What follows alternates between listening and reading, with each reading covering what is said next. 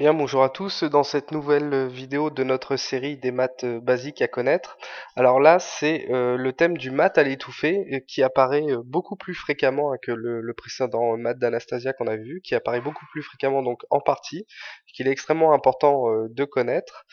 Alors, pour ceux qui veulent chercher la suite forcée, là vous avez un maths forcé qui s'appelle le maths à l'étouffée. Donc ceux qui veulent le chercher, je vous laisse le soin d'appuyer sur la touche pause de votre lecteur. Pour les autres, je donne la solution. Alors vous voyez qu'un des motifs tactiques de la réussite de cette combinaison, c'est l'absence du pion F qui du coup découvre la diagonale du roi. Alors on va faire un premier échec sur la grande diagonale, dame B3, échec au roi.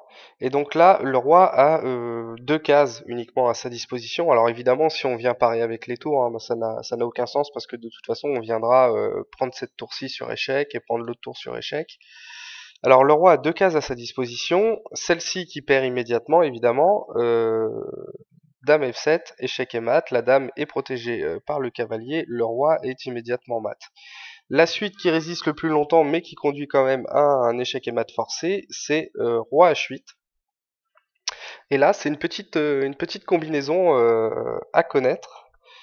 Cavalier F7, échec. Seul coup, roi G8. Et là, un motif très important, l'échec double. Cavalier H6, échec. Alors là, bien évidemment, le pion ne peut pas prendre le cavalier puisque le roi est mis en échec à la fois par la dame et à la fois par le cavalier. Donc quand il y a un échec double comme ça, de toute façon, vous êtes toujours obligé de bouger votre roi. De la même manière, hein, une tour qui viendrait parer l'échec de la dame serait un coup illégal puisque le cavalier met le roi en échec. Et donc là encore, deux cases à la disposition du roi qui est contraint de bouger. Ici, roi F8 se heurte immédiatement à dame F7 mat. Et roi H8, qui est le coup qui résiste le plus longtemps. Et là, on illustre le thème du mat à l'étouffer. Donc le roi va être étouffé par ses propres pièces et on viendra donner échec et mat par le cavalier. Donc le coup est le suivant, dame G8, échec. Alors bien évidemment, le roi ne peut pas reprendre la dame, puisque la dame est protégée par le cavalier. Donc la tour est obligée, c'est le seul coup, de capturer la dame.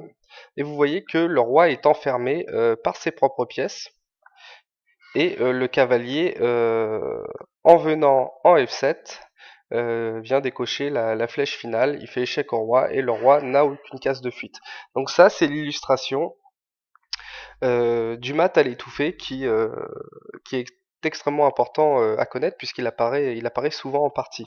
Alors il y a une sous-variante, je vous disais tout à l'heure que dans la majorité des cas, on n'aboutit pas au mat, on aboutit à un sacrifice de qualité. Alors je vais vous expliquer immédiatement pourquoi, et je vais reprendre notre position de base. Alors voilà, nous reprenons notre position de base à une petite nuance près, c'est que la tour la tour actuellement est en F8 au lieu d'être en U8 comme elle l'était initialement.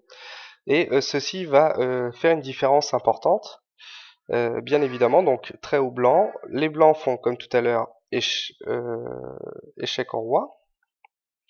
Voilà.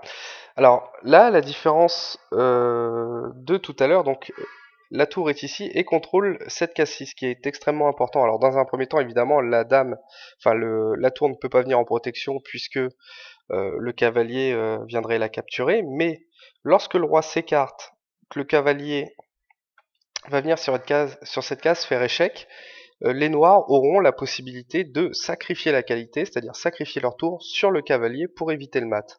Alors s'ils ne le font pas, évidemment, on retombe échec double. On retombe dans le schéma de tout à l'heure, donc échec double, le roi est obligé de bouger, la dame vient se sacrifier, la tour prend et le mat à l'étouffer peut tout de même s'effectuer.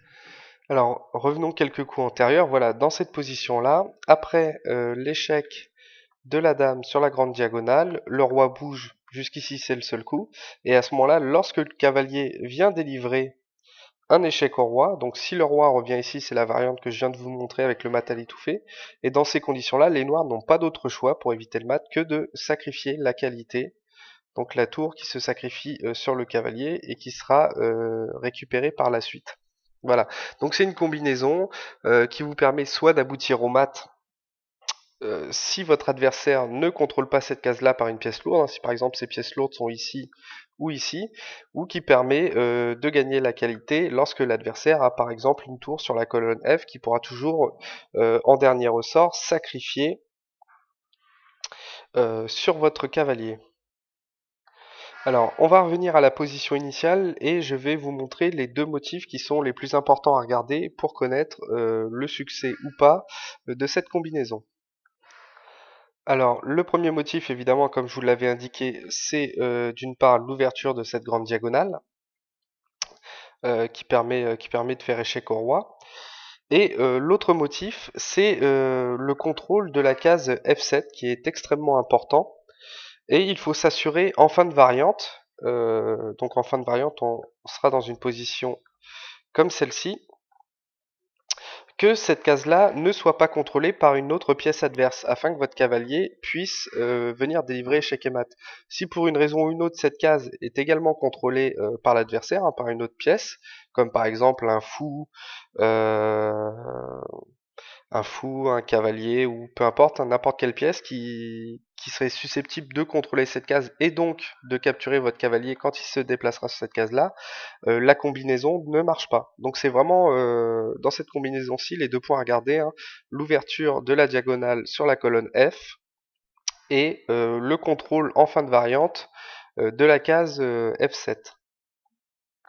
Alors pour illustrer mon propos, je vais immédiatement vous montrer une position dans laquelle pour un camp le mat à l'étouffer sera possible et pour l'autre camp il ne sera pas possible.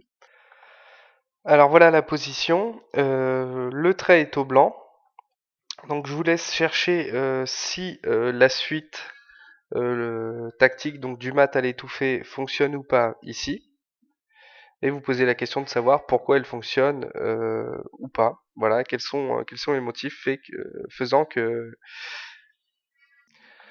dans ce cas précis ça marche ou pas. Voilà. Et vous verrez que les noirs ont également la possibilité d'effectuer la manœuvre du mat à l'étouffer. Et à vous de voir si ça marche ou pas dans ce cas de figure. Alors je vous laisse le soin de mettre votre lecteur sur pause si vous voulez chercher. Je vais donner la solution immédiatement. Alors pour les blancs ça fonctionne. La raison étant que, en fin de variante, rien ne contrôlera la case F7 lorsque le cavalier viendra délivrer le mat à l'étouffer. Alors, on commence échec sur la grande diagonale. Si le roi vient ici, il y a directement échec et mat avec la dame sur cette case-là. Le roi n'a pas le choix. Il va dans le côté, il va en H8. Échec du cavalier, seul coup roi G8, échec double. Donc s'il vient sur la case F8, il se fait mater immédiatement par la dame. Donc seul coup roi H8, dame G8, échec, tour prend G8 seul coup, et là le cavalier vient délivrer l'échec et mat. Revenons à notre position initiale. Est-ce que ça fonctionne pour les noirs? La réponse est non, puisque en fin de variante, cette case-là est contrôlée par une pièce blanche. Alors regardons tout de suite. Dame G6, échec. Roi A1. Cavalier C2, échec. Roi B1. Cavalier A3, échec. Échec double.